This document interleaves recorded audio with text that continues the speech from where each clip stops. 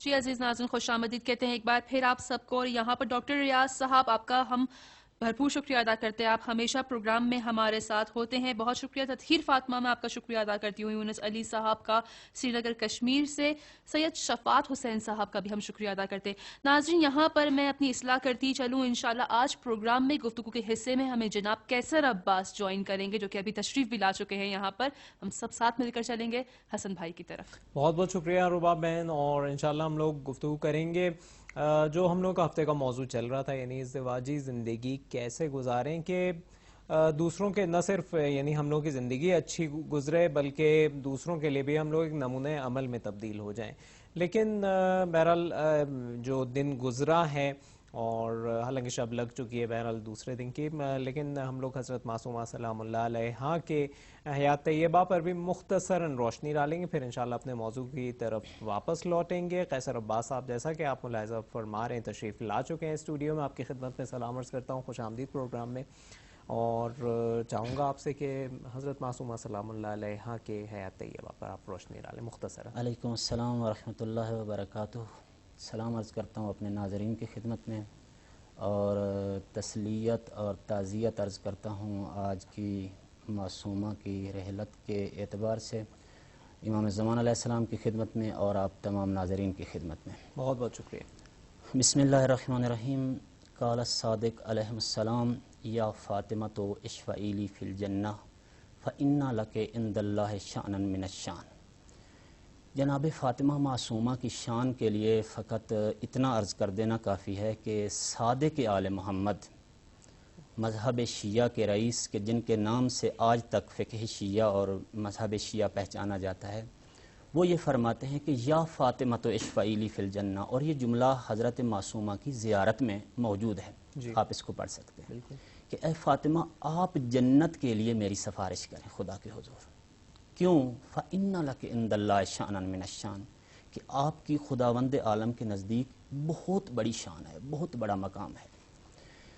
جناب محمود عرض کریں آپ کی خدمت میں کہ مراشی نجفی، آغا شہاب الدین مراشی نجفی کے والد، ان کو اشتیاق ہوا کہ میں جناب زہرا سلام اللہ علیہا کی قبر مبارک کا سراغ لگاؤں اور معلوم کروں کہ کہاں پر ہیں.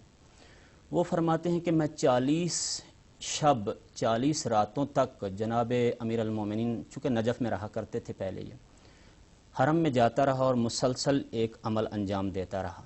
40 راتوں کے بعد اسی یعنی 40ویں رات مجھے امیر المومنین السلام کی زیارت ہوئی. مولا فرماتے ہیں محمود کس کے پیچھے ہو تم؟ کہا آغا میں اپنی ماں کی قبر دیکھنا چاہتا ہوں، معلوم کرنا چاہتا ہوں کہ کہاں پہ ہے.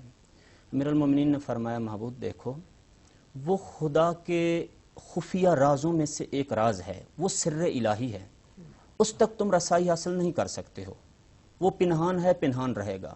اگر تم کو فاطمہ زہرا کی آشنائی اور ادراک اور ان کی قبر کی زیارت کا ثواب حاصل کرنا ہے تو جاؤ کم معصومہ کم کی زیارت اور ان کی قبر کا. اس کے بعد آغا محمود فرماتے ہیں کہ بغیر کسی توقف کے انہوں نے وہاں سے اپنا سارا ساز و سامان اٹھایا اور ترک سکونت کر کے کم آ گئے، اور اس کے بعد باقی مادہ زندگی انہوں نے ساری کم شریف میں گزار دی. اتنی شان ہے اس معصومہ کی. اور کیوں شان ہے، کیوں اتنا بڑا؟ یعنی فرمایا گیا ہے کہ جو شخص حضرت معصومہ کی زیارت کر لے واجب لہ الجنہ، اس پہ جنت واجب ہو جاتی ہے. اتنا بڑا ثواب ہے حضرت معصومہ کی زیارت کا کہ اس پہ جنت واجب ہو جاتی ہے. ایک مرتبہ جناب معصومہ سلام اللہ علیہ کا سن مبارک بچپنا تھا، تو کچھ اصحاب آئے امام کاظم علیہ السلام کے مدینہ میں. ان کے کچھ سوالات تھے اور امام کاظم اس وقت مدینہ میں موجود نہیں تھے، کہیں باہر گئے ہوئے تھے. تو جب شہزادی کو معلوم ہوا کہ میرے بابا کے اصحاب آئے ہیں تو بی بی نے فرمایا کہ ان سے پوچھا جائے کہ ان کی درخواست کیا ہے. وہ کہنا کہ انہوں نے کہا معصومہ یعنی کہلوا بھیجا کہ ہمارے کچھ سوالات. بی بی نے فرمایا دیجیے. جب سوال دیے گئے تو بی بی نے ہر ایک سوال کے نیچے اس کا جواب لکھ کے ان کو دیا. وہ جواب انہوں نے دیکھے اور لے کے چل دیے. جیسے ہی مدینے سے باہر نکلے تو دیکھا امام کاظم علیہ السلام تشریف لا رہے ہیں مدینے کی جانب. تو وہ آئے، سلام کیا اور عرض کی کہ مولا ہم تو آپ کی دیدار کے لیے آئے تھے، کچھ سوالات بھی تھے لیکن آپ کی دختر گرامی نے ہمیں ان کے جوابات دے دی۔ امام نے فرمایا دکھائیے کیا۔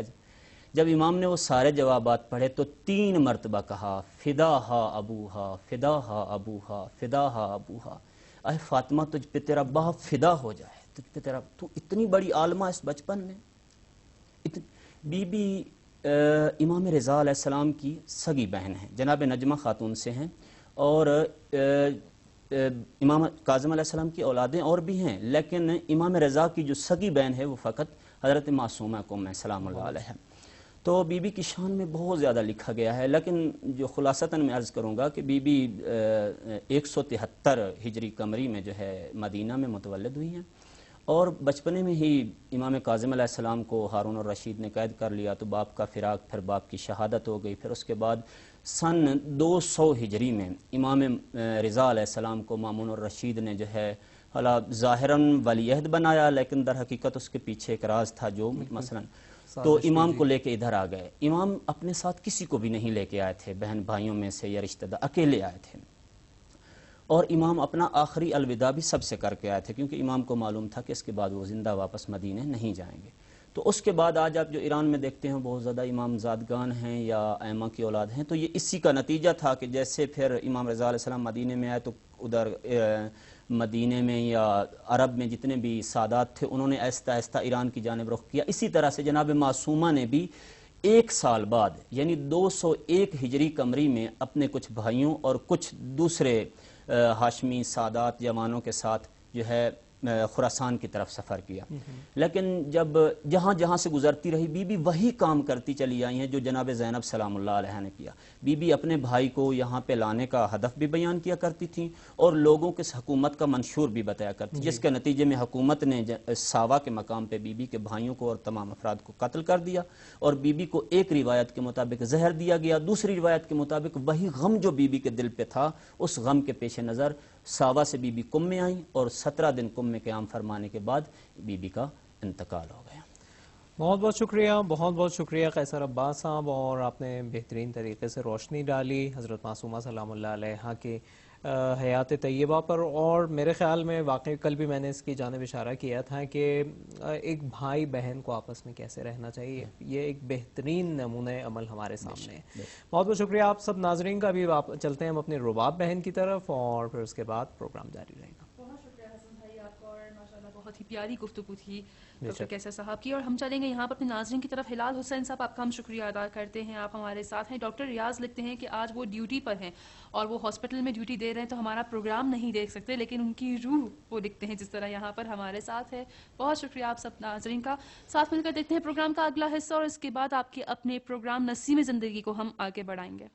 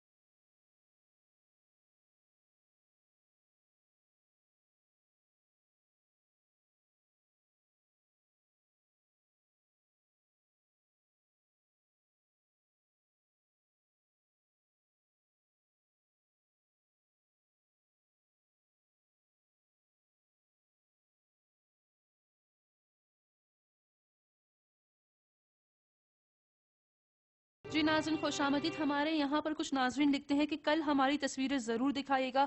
کل جمعے کا دن ہے اور ہمارا پروگرام نہیں ہوتا اور جو پروگرام آن ایئر جاتا ہے وہ ریپیٹڈ پروگرام ہوتا ہے. اس کے علاوہ یہاں پر ڈاکٹر صاحب کی گفتگو کو بہت پسند کیا گیا ہے. سید شفاعت حسین ان کی تعریف کرتے ہیں, بہت شکریہ. اور سید شفاعت حسین صاحب حسن بھائی کی خدمت میں سلام عرض کرتے ہیں. ایک اسپیشل سلام ہے, میں نے کہا پہنچا دوں آپ تک, اور ہم چلیں گے آپ کی طرف. جی اور ہم لوگ ناظرین انشاءاللہ اس پروگرام کے اب اس حصے میں اپنے موضوع کی طرف ہم لوگ لوٹیں گے, اور کامیاب ازدواجی زندگی کیسے گزاریں. اور حسن بھائی لیلا بطول صاحبہ بھی ہمارے ساتھ اسلام آباد سے انشاءاللہ ان کی طرف بھی ہم لوگ جائیں بالکل. گے. پہلے ہم لوگ گفتگو اپنی شروع کریں گے اپنے قیصر بھائی سے. بالکل. اور قیصر بھائی آپ یہ بتائیے کہ اہل بیت علیہم السلام کے سائے میں ان کے ہم لوگ ان کے لیے سب کے لیے ایک رول ماڈل ہیں, ایک نمونہ عمل ہیں. کیسے ہم لوگ اپنی زندگی بہتر بنا سکتے ہیں ازدواجی زندگی؟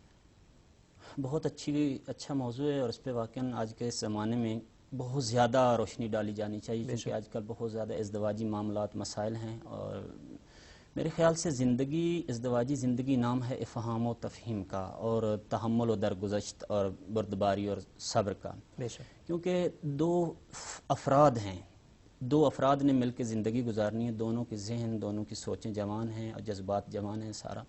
تو ایسے میں جب تک صبر و تحمل نام کی چیز اس کے ساتھ نہیں آئے گی, اس وقت تک ممکن ہے یہ زندگی کے کسی بھی مقام پہ آ کے ایک دوسرے سے ٹکرا جائیں, جیسا کہ آج کل اکثر ٹکراؤ ہو جاتا ہے اور پھر اس کا نتیجہ جدائی ہو جاتا ہے.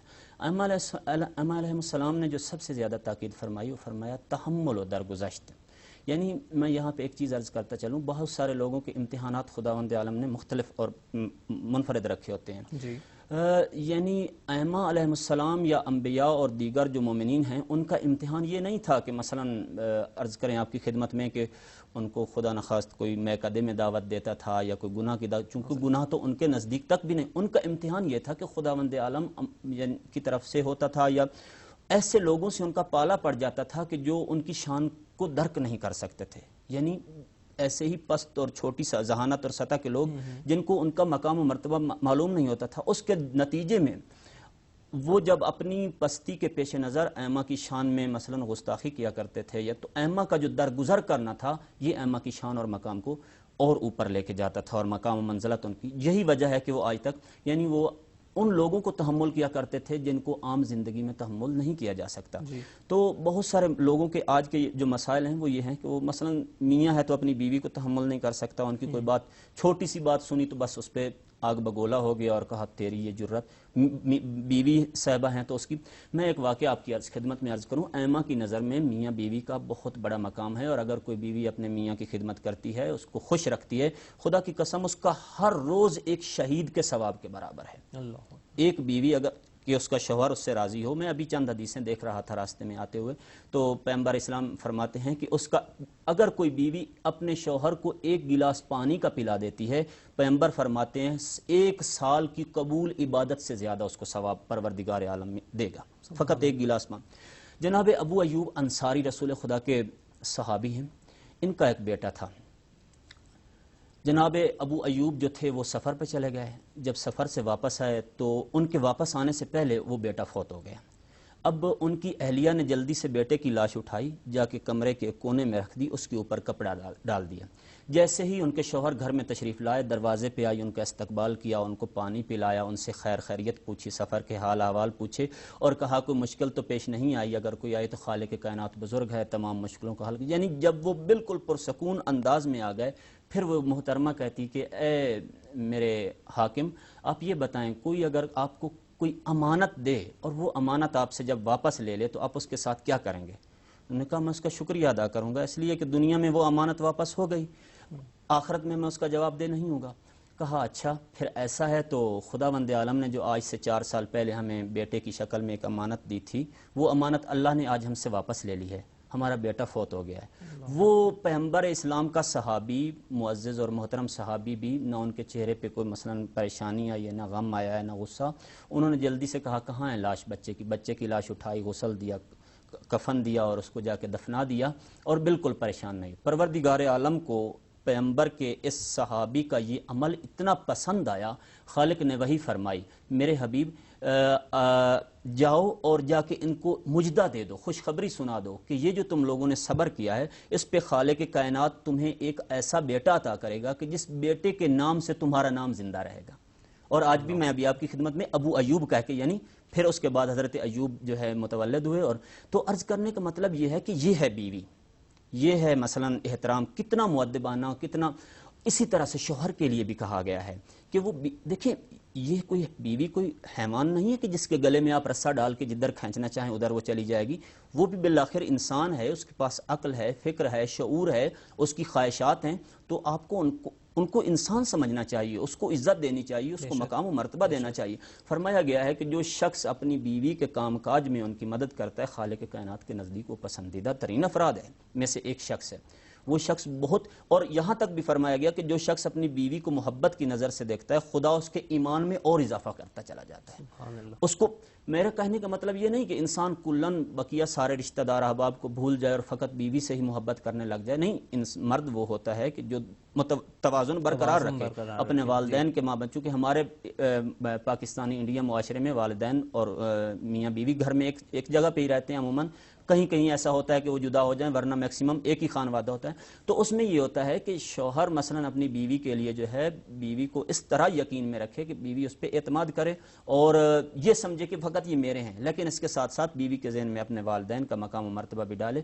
تو جو میری یعنی تاکید ہوگی وہ یہ ہے کہ وہ تحمل اور درگزر، یعنی اگر بیوی سے کوئی خطا ہو جاتی ہے تو مرد اس کے اوپر تحمل۔ اگر آپ کے پاس ٹائم ہے تو چھوٹا سا واقعہ میں اس میں ابھی ہم لوگ اسلام آباد اسٹوڈیو چلتے ہیں، انشاءاللہ پھر آپ کی طرف ہم لوگ لوٹیں گے۔ بہت بہت شکریہ، لیکن بے انتہا استفادہ کیا آپ کی گفتگو سے۔ اور ناظرین ساتھ میں چلتے ہیں ہم لوگ اسلام آباد اسٹوڈیو، جہاں پر موجود ہیں سماجی کارکن اور وکیل محترمہ لیلہ بطول۔ آپ کی خدمت میں سلام عرض کرتا ہوں۔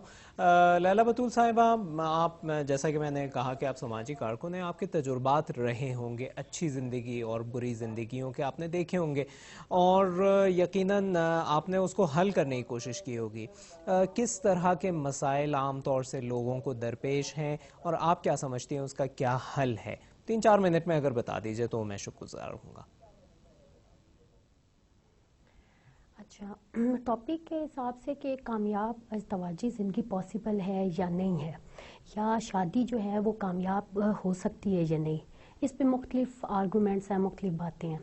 جو ہمارے سامنے یہ چیزیں گزری ہیں اس میں ایک میں قانون کے حوالے سے ایک بات کرنا چاہتی ہوں کہ ازدواجی کامیاب زندگی سے پہلے یہ ایک بات ہے کہ شادی جو ہے وہ کس طرح سر انجام پا رہی ہے، مطلب شادی جو ہے وہ کیا لیگل ریکوائرمنٹس پوری کر رہی ہے۔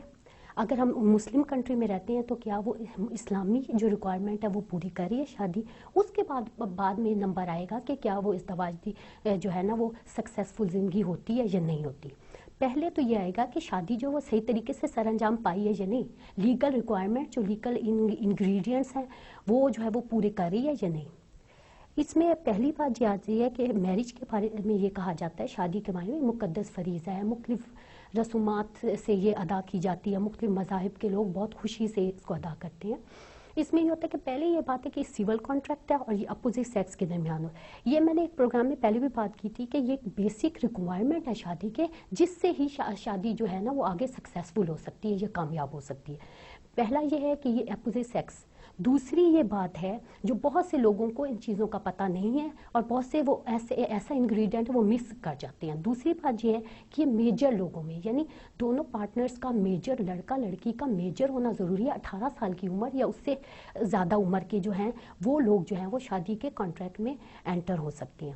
تیسری بات یہ کہ وداؤٹ کوشن اور کمپلشن جو ہونی چاہیے، یعنی زور زبردستی کی شادی جو ہے وہ کامیاب، وہ جو ہوتی ہے وہ ویلڈ شادی نہیں کہلاتی، وہ صحیح شادی نہیں کہلاتی۔ جو باہمی رضامندی فریقین دونوں پارٹیز کی باہمی رضامندی کے ساتھ ہوتی ہے، میوچل کانسینٹ کے ساتھ ہوتی ہے، وہ شادی۔ یہ ساری 4 بیسک جو میں نے انگریڈینٹس بتائے ہیں یہ جو ہیں یہ ویلڈ لیگل شرعی شادی جو ہے نا اس کے یہ ویلڈ انگریڈینٹس ہیں۔ اچھا، یہ جب پورے ہوں گے تو ایک کمپلیٹ جو ہے وہ صحیح شادی سامنے آئے گی۔ ان میں سے کوئی بھی انگریڈینٹ مسنگ ہوگا تو وہ صحیح شادی نہیں ہوگی، تو اس کا کامیاب ہونا تو وہ پاسبل ہے ہی نہیں۔ اچھا، اس میں سے مسنگ ہوتا ہے کہ اگر مائنر ہے، دونوں فریقین جو ہیں مائنر ہیں، اور وہ شادی کرتے ہیں تو بھی شادی جو ہے نا یہ صحیح شادی نکل آئے گی، یا پھر یہ ہوتا ہے کہ زور زبردستی سے شادی ہو تو وہ بھی صحیح نہیں ہوگی۔ اب یہ ہے کہ یہ جو صحیح شادی ہوتی ہے یہ کیا لیگل جو ہے رائٹس پارٹیز پہ جو ہے وہ امپیکٹ کرتی ہے، وہ یہ ہوتا ہے کہ جو شادیاں صحیح ہوتی ہیں، لیگل ریکوائرمنٹ کے مطابق ہوتی ہیں، وہ میاں کو بھی ہے لیگل رائٹس دیتی ہیں، شوہر کو بھی اور بیوی کو بھی لیگل رائٹس دیتی ہیں۔ پھر اس کے بعد ان کے جو اس کی شادی کے نتیجے میں بچے پیدا ہوتے ہیں ان کو بھی وہ لیگل رائٹس دیتے ہیں۔ پھر اس کے بعد وراثت میں بھی بچوں کو حصہ ملتا ہے اور جائیداد میں بھی بچوں کو حصہ ملتا ہے۔ یہ صحیح شادی کے جو ہے نا یہ آفٹر ایفیکٹس ہوتے ہیں یا امپیکٹ ہوتے ہیں۔ پھر اس کے بعد یہ ہے کہ بچے جو ہوتے ہیں ان کو جائز قرار دیا جاتا ہے، معاشرے میں ان کو مقام ملتا ہے، معاشرے میں عزت ملتی ہے۔ اور وہ شادیاں جو کہ ویلڈ شادیاں نہیں ہوتی اس میں بچے جو ہوتے ہیں وہ ناجائز کہلاتے ہیں اور ان کو یہ ساری جو لیگل رائٹس ہیں وہ نہیں ملتے، کوئی جائیداد میں حصہ نہیں ملتا، کوئی وراثت میں حصہ نہیں ملتا، اور یہ ساری جو ہے نا یہ لیگل ریکوائرمنٹ پوری کرنے کے بعد ہی یہ سارے رائٹس ملتے ہیں۔ اب یہ ہو گئی لیلا کہ بطول valid صاحبہ marriage معاف کامیاب کیجیے گا، ہے۔ اب valid marriage میں کے آپ بعد کی آ بات جاتا ہے کاٹ رہا ہوں لیکن کچھ یہاں پہ وہ ابھی تھوڑی تبدیلی پروگرام میں آ گئی ہے، ہم لوگوں کو کنٹرول روم سے بتایا گیا تھوڑی تبدیلی آ گئی ہے، انشاءاللہ اگر وقت رہا تو آپ کی طرف لوٹیں گے، حالانکہ میں بہرحال چاہ رہا تھا کہ آپ اپنی گفتگو جاری رکھیں، اس کے باوجود کہ میں تھوڑا بہت اختلاف رکھ رہا تھا آپ کی گفتگو سے، لیکن بہرحال ہم لوگ ابھی لوٹیں گے اگر وقت ہوا تو۔ ابھی ہم لوگ چلتے ہیں اپنی رباب بہن کی طرف اور دیکھتے ہیں کہ کہاں جانا ہے بالکل، ہم لوگوں کو۔ بہت شکریہ حسن بھائی، اور ہمارا رابطہ ہوا ہے قوم سے، اور جی ہمارے ساتھ جناب علی دیپ رضوی ہیں اور نوحہ خان ہیں، اور ہم چلیں گے ان کی خدمت میں۔ سلام عرض کرتی ہوں آپ کی خدمت میں، اور جی یہ آپ کا پلیٹ فارم ہے، آپ جو کہنا چاہتے ہیں آپ یہاں پر کہہ سکتے ہیں، اپنا کلام شاید پیش بالکل کرنا کلام چاہ پیش رہے ہیں۔ کرنا جی چاہتے ہیں۔ وعلیکم السلام ورحمۃ اللہ وبرکاتہ۔ سب سے پہلے بہت ممنون و مشکور آپ کا SI TV کا، آپ نے آج کی اس عبادت کی رات میں ہمیں شامل حال کیا، آپ کا جبکہ بھی بہت بہت کم شکریہ۔ لہٰذا آج چونکہ بی بی معصومہ قوم کے حوالے سے پروگرام ہے، اسی حوالے سے کر رہا ہوں، ایک نوحے کے چند اشعارات کی سماعتوں کی نظر کر رہا ہوں۔ جی کہ فاطمہ مدینے میں ایک قوم فاطمہ، ایک فاطمہ مدینے میں ایک قوم فاطمہ، ایک راضیہ ہے مرضیہ ایک بی بی کریمہ، ایک فاطمہ مدینے میں ایک قوم فاطمہ، بابا کے غم میں ہی زہرا گھائل رہی صدا، بھائی کی ہی جدائی میں روتی تھی فاطمہ، امت کے گھر ستم پہ ہی کرتی رہی بکا،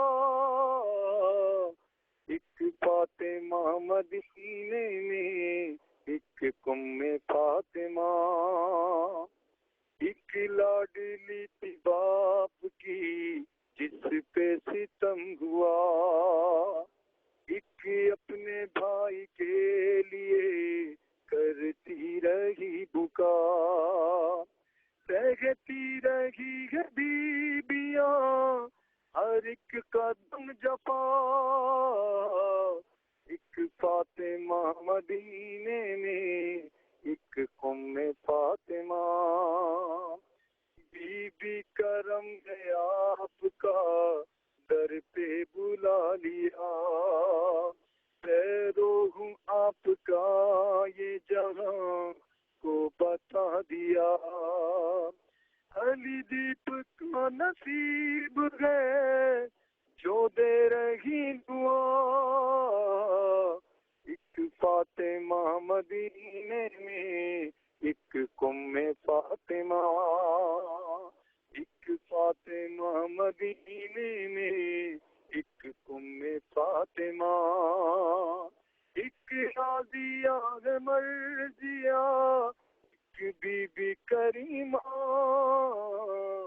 ایک فاطمہ مدینے میں ایک قوم فاطمہ۔ بہت شکریہ جناب علی دیپ رضوی، آپ کا ہم بہت شکریہ ادا کرتے ہیں، شاعر اہل بیت ہیں، آپ کے ہم بہت مشکور ہیں، آپ نے پروگرام میں ہمیں جوائن کیا، بہت بہت شکریہ آپ کا. جی ہم چلیں گے واپس حسن بھائی کی طرف, اور حسن بھائی ہمارے پاس میرے خیال سے 2-3 منٹ سے زیادہ کا وقت نہیں ہے. بہت بہت شکریہ. اور میں بھی خصوصی طور پر شکریہ ادا کرتا ہوں علی دیپ رضوی صاحب کا, شاعر اہل بیت اور بہت مشہور نوحہ خان اور بہترین نوحہ خان ہے یقیناً. اور وقت ہم لوگوں کے پاس میرے خیال محدود ہے میں جی, معاف کیجیے گا, وقت بالکل محدود ہے. کم. اچھا ٹھیک ہے, تو صرف خداحافظی کا ٹائم ہے ہمارے پاس. اچھا خداحافظی کا ٹائم ہے, ٹھیک ہے. بہرحال آپ سب کا شکریہ ادا کرتے ہیں. معاف کیجیے گا کہ آج ہم پروگرام کو اس طرح سے جس طرح سے ہونا چاہیے تھا آپ کی خدمت میں پیش نہیں کر سکے. واپس چلتے ہیں رباب بہن کی طرف. میں اپنے دونوں معزز مہمانوں کا بہت شکریہ ادا کروں گی, انہوں نے پروگرام میں ہمیں جوائن کیا. وقت محدود ہے, چلیں گے اپنے کل کے موضوع کی طرف. لڑکیاں اپنے ہفتے کے موضوع کی طرف. لڑکیاں اللہ کی نعمت ہے, بالکل یہ درست ہے, اور یہ ہمارے اگلے ہفتے کا موضوع رہے گا. اور اس کے علاوہ ڈاکٹر شمیم اختر ہمیں جوائن کریں گے پروگرام میں, اور ان کا موضوع رہے گا انسولین. تو ہمارا پروگرام میں ضرور ساتھ دیجیے گا جس طرح آپ نے آج ہمارا ساتھ دیا ہے. اور سنیچر کے دن تک کے لیے ہم سب کو اجازت دیجیے. خدا حافظ.